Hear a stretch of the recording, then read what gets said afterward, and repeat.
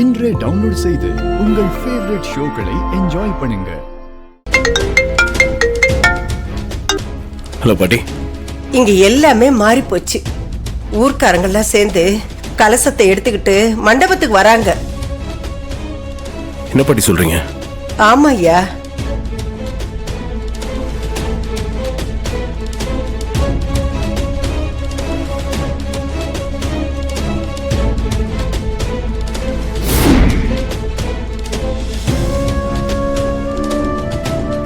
ஊர்க்காரங்கெல்லாம் சேர்ந்து நேரம் ஆயிடுச்சு, நாம அங்கேயே கொண்டு போலான்னு கலசத்தை எடுத்துக்கிட்டு மண்டபத்துக்கு வராங்கப்பா. எனக்கு என்ன பண்றதுன்னு ஒன்னும் புரியல, படபடப்பா வருது சாமி. சரிங்க பாட்டி, நீங்க வாங்க பாத்துக்கலாம். சரியா? சரி.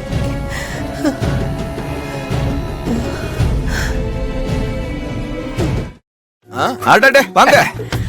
அடிக்கடி இங்க வந்து போறதுக்கு ரொம்ப கடுப்பா இருக்கு. என்ன பண்ணலாம் அதுக்கு? பேசாம நானும் இங்கே செட்டில் ஆயிலான் இருக்கேன். இல்ல புரியல. யோ, இந்த வீட்டோட மாப்பிள்ளையாவே செட்டில் ஆயிலான்னு இருக்கேயா? எப்படி?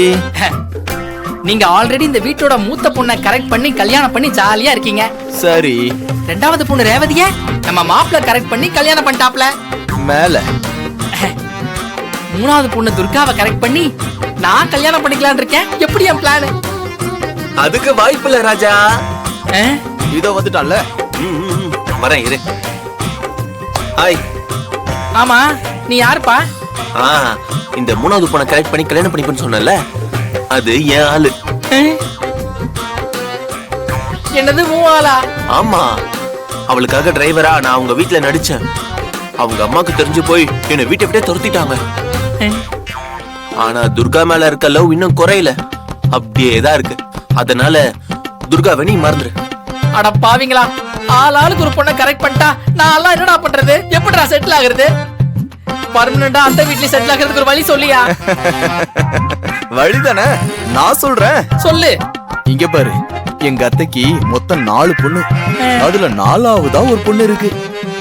அத கரெக்ட் பண்ணா நீ செட்டில் ஆயிடலாம். அப்படியா சொல்ற? அவளை எப்படி கரெக்ட் பண்றது?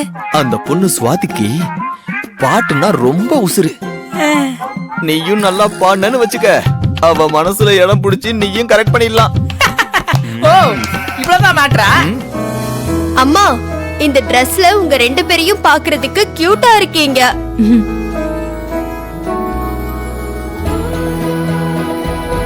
அப்புறமா ஒரு டான்ஸ் ஆடுங்கம்மா, நாங்க என்ஜாய் பண்ணுவோம். டான்ஸா? அதெல்லாம் முடியாது. அம்மா, ஃபாரின்ல எல்லா வயசுலயும் டான்ஸ் ஆடுவாங்க, நீங்க தான் முடியாதுன்னு சொல்றீங்க. ப்ளீஸ் மா, எங்களுக்காக ஒரு டான்ஸ் பண்ணுங்கம்மா. இல்ல ரேவதி, அதெல்லாம் முடியாது. என்ன கம்பல் பண்ணாத. உங்களுக்காக சில விஷயங்களை செய்யலாம், அதுக்காக எல்லா விஷயத்தையும் செய்ய முடியாதுல்ல. எதிர்பார்க்காதீங்க.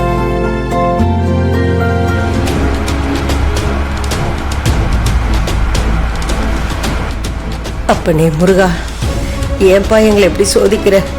மண்டபத்தில் விபரீதமா எதுவும் நடந்துடக்கூடாது. என் பேரனுக்கு எந்த பிரச்சனையும் வரக்கூடாது. இந்த கலச பூஜையில எந்த பிரச்சனையும் வராம நீதான்ப்பா முடிச்சு கொடுக்கணும். உன்னை நம்பிதான்ப்பா நான் இங்க போறேன்.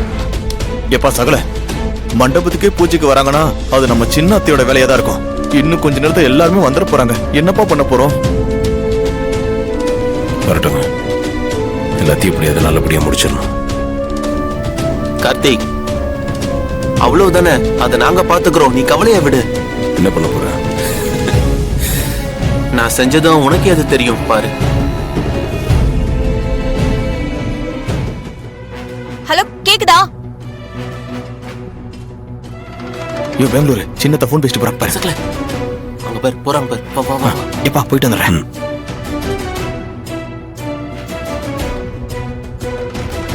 இப்ப கேக்குதா?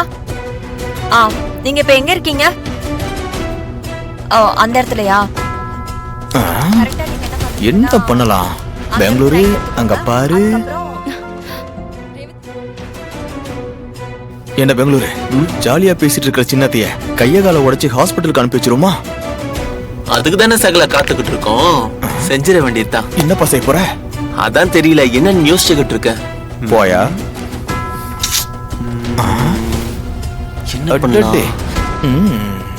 ஐடியா வந்துருச்சு. தம்பி, பந்திக்கு போயிட்டு நேரா வரியா? ஆமா. இந்த வாழை போல எனக்கு 10 ரூபா மொயில கம்மி பண்ணிக்க போ.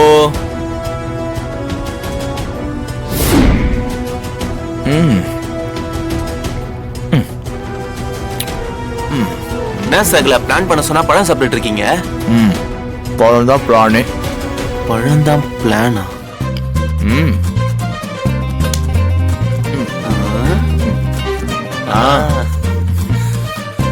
சின்னத்த என்ன? பெரியத்த காலிங். சரி, நான் அப்புறம் கால் பண்றேன். இப்ப சின்னத்த ஃபாலிங். வரேன்.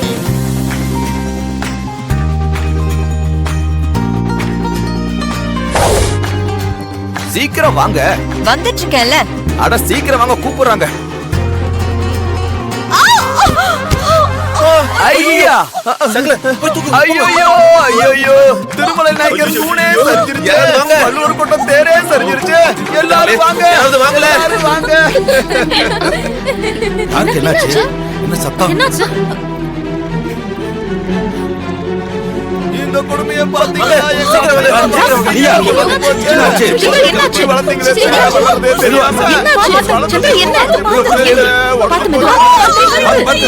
உடஞ்சு போச்சு, கை உடஞ்சு போச்சு.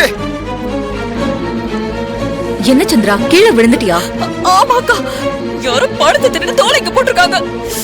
அதுல காலை வச்சு வழுக்கி விழுந்துட்டேன். டேய், எவன்டா அவன்? எங்க சின்னத்த வர்றவல்ல வாழைப்பழத்தை தின்னு போட்டவன் அவனா?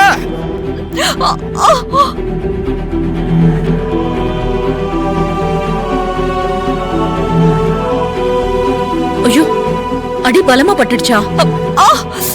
இல்லக்கா, கையில லேசா தான் அடிபட்டிருக்கு, வேற ஒண்ணும் இல்ல. அத்த விழுந்தத நான் பார்த்தேன்.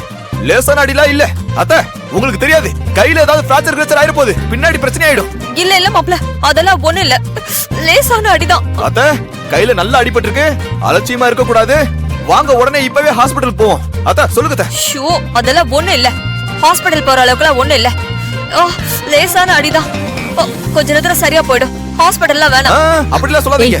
கையில எல்லாம் அடிபட்டிருக்கு, இதுல அலட்சியமா இருக்க கூடாது. பிராக்சரா இருந்தா அப்புறம் கஷ்டமாயிடும். நீங்க ஆரம்பிச்சிரும். அதெல்லாம் எனக்கு ஒண்ணும் இல்லக்கா, ஹாஸ்பிடல்ல போவேணாம், நான் நல்லா தான் இருக்கேன். சித்தி, ஏன் இப்படி அடம் பிடிக்கிறீங்க? டாக்டர் கிட்ட போய் பாப்போம்.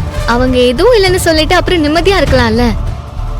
ஆமா சித்தி, ஹாஸ்பிடலுக்கு போயிட்டு சும்மா ஒரு டெஸ்ட் எடுத்து பாத்துருங்க, அப்புறம் இந்த பிரச்சனையும் இருக்காதுல்ல. இருக்காது, இப்பவே போலாம் வாங்க. எனக்கு ஒண்ணு இல்ல, சொன்னா கேளுக்கா, ஹாஸ்பிடல்ல வேணாம். சந்திரா, இவ்வளவு பேர் சொல்றாங்கல்ல, அப்புறம் ஏன் பிடிவாதம் பிடிக்கிற? போய் ஹாஸ்பிடல்ல தான் பாத்துட்டு வாங்க.